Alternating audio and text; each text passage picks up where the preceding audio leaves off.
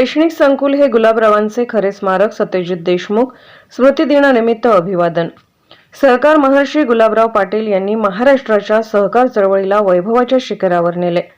राज्याच्या ग्रामीण भागाचा कायापालट केला. जिल्हा मध्यवर्ती सहकारी बँकेच्या माध्यमातून शेतकरी, शेतमजूर, कष्टकरी, कामगार व सामान्य माणसाचे जीवनमान उंचावले. गुलाबराव पाटील शैक्षणिक संकुल हे त्यांचे जिवंत स्मारक आहे. तो वारसा पृथ्वीराज पाटील समर्थपणे चालवत आहेत, असे प्रतिपादन आमदार सत्यजित देशमुख यांनी केले. गुलाबराव पाटील यांच्या 36व्या स्मृती दिनानिमित्त गुलाबराव पाटील शैक्षणिक संकुलात आयोजित कार्यक्रमात ते प्रमुख पाहुणे म्हणून बोलत होते. संकुलाचे संस्थापक पृथ्वीराज पाटील अध्यक्षस्थानी होते. पृथ्वीराज पाटील यांनी स्वागत केले. संकुलाच्या वाटचालीचा आढावा घेतला. सत्यजित देशमुख यांचा विधानसभा निवडणुकीतील विजयाबद्दल सत्कार करण्यात आला.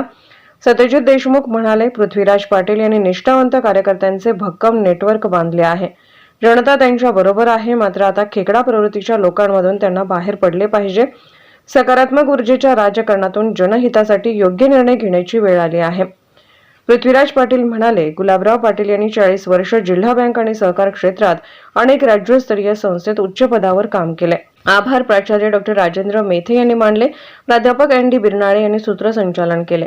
यावेळी विश्वस्त वीरेंद्र पाटील, बिपिन कदम, सनी धोत्रे, रघुनाथ नार्वेकर, रघुनाथ घोरपडे, TD पाटील, हुल्लाळकर मामा, BA पाटील, अजय देशमुख, महावीर पाटील, राजेंद्र कांबळे, अशोक सिंग राजपूत, इरफान केडिया, नितीन तावदारे, अमोल कदम, उत्तम सूर्यवंशी, आयुब निशानदार, मौला वंटमुरे, AA काझी वकील, गुलाबराव पाटील मेमोरियल ट्रस्टचे विश्वस्त समन्वयक प्राचार्य सतीश पाटील, सर्व प्रमुख शाखांचे प्रमुख, स्टाफ व विद्यार्थी मोठ्या संख्येने उपस्थित होते. सत्यजित देशमुख काँग्रेस पक्षाबद्दल महत्त्वाचे निरीक्षण नोंदवले. ते म्हणाले की वसंतदादा पाटील, गुलाबराव पाटील, शिवाजीराव देशमुख यांच्या काळातील संघटन आता राहिले नाही. स्वकीयांनी तुम्हाला मदत केली नाही. आता संघटनात्मक रचनेचा अभ्यास करून पुढील वाटचाल निश्चित करा. खेकच्या प्रवृत्तीच्या गर्दीतून बाहेर पडला. पृथ्वीराज बाबा, तुम्ही पराभवाने खचून न जाता जनतेची कामं करत राहा. माझे संपूर्ण सहकार्य राहील. शिराळा जिंकणं एव्हरेस्ट सर करण्या एवढे अवघड होते, पण जनतेच्या हितासाठी योग्य निर्णय घेतला, याची प्रचिती नेतृत्वाने दिली. उल्लेख करणं गरजेचं आहे. यांचे पिताश्री आम्ही विलिंग्डन कॉलेजच्या ग्राउंडवरती फिरायला असलो आणि बघता म्हणजे एवढी चांगली तब्येत, काय झालं कोणाष्ट गोष्ट लागल्यासारखी त्यांचं दुर्दैवानं आपल्याकडे ते निघून गेले.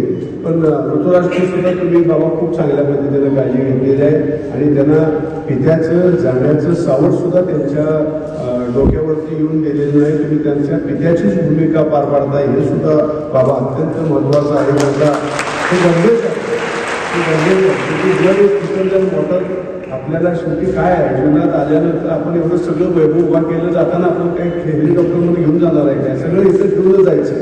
आपल्याला मिळवायचे ती माणसं मिळवायचे, ती नाती जपायचे.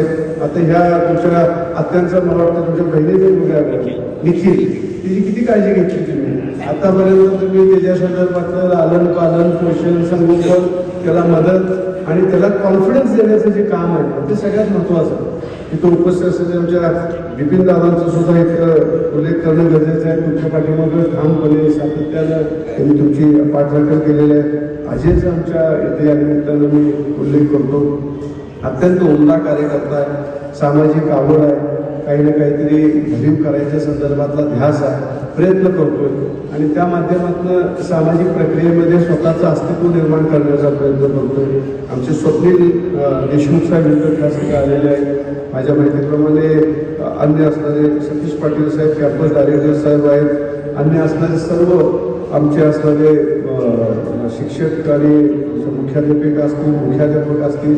आज बघता बघता ज्याला आपण म्हणतो का नाही, नवरा बायकोनी एक अशी ज्याला आपण वेलू लावला होता आणि तो लग्नाला आता गवसणी घालायला निघालेला आहे. म्हणजे सोपी बाब नाही आहे. सुरुवात करत असताना होमिओपॅथी कॉलेज इथं आपण आणलं त्यावेळेसचा सगळा काळ आम्हाला आठवतोय.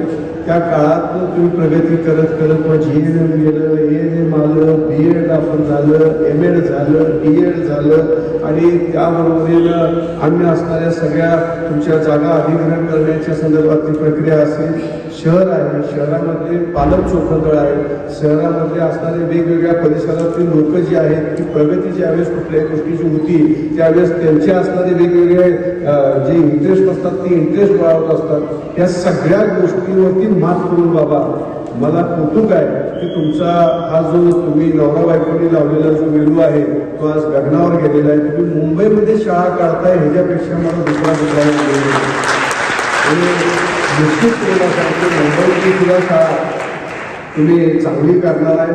कारण का मला खात्री आहे हे बॅकवर्ड इंटिग्रेशन जे आमच्या वीरेंद्र आणखी अन्य असलेल्या त्यांच्या सर्व सहकार्यांचं सुरू आहे.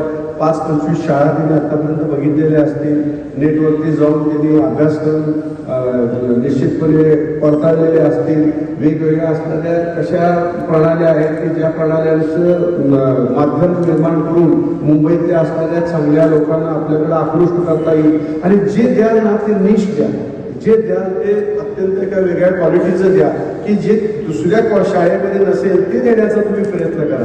आणि माझं प्रामाणिक मत आहे की त्या संदर्भात ध्यास घेऊन तुम्ही काम केलं तर अत्यंत चांगल्या पद्धतीनं मुंबईमधल्या तुमच्या शैक्षणिक व्यवस्थेमध्ये तुम्ही स्वतःचा एक ठसा निर्माण करू शकाल याची मला खात्री आहे.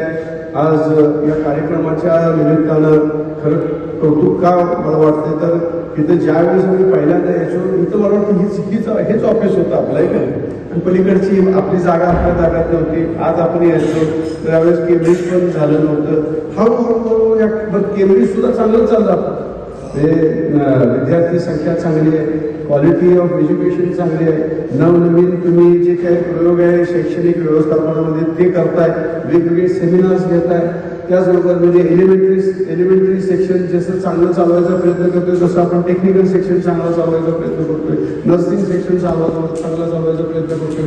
होमिओपॅथिक सेक्शन चांगला चालवायचा प्रयत्न करतोय. मुलांना चांगल्या पद्धतीचं अध्ययन कसं मिळेल